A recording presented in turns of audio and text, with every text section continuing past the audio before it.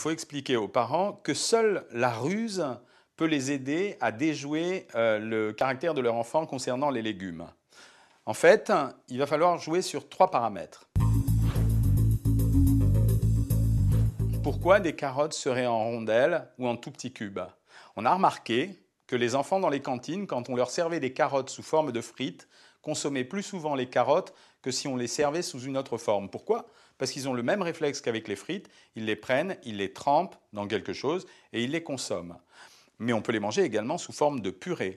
Il en est de même pour la quasi-totalité des légumes et des fruits. On peut les présenter différemment. Un enfant mange une mandarine si elle est pelée. Il ne la mange pas si elle lui est présentée avec la peau.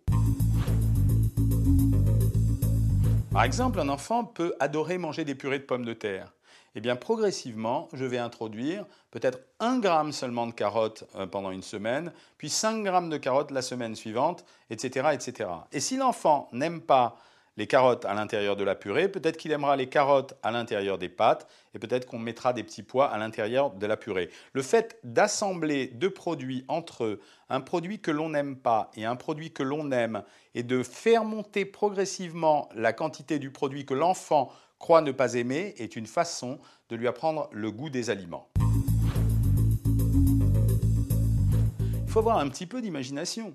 Les haricots verts coupés en tout petits bouts peuvent être présentés et appréciés différemment selon qu'on les a cuisinés avec du vinaigre, selon qu'on les a mangés bouillis ou selon qu'on les a pressés pour faire une purée.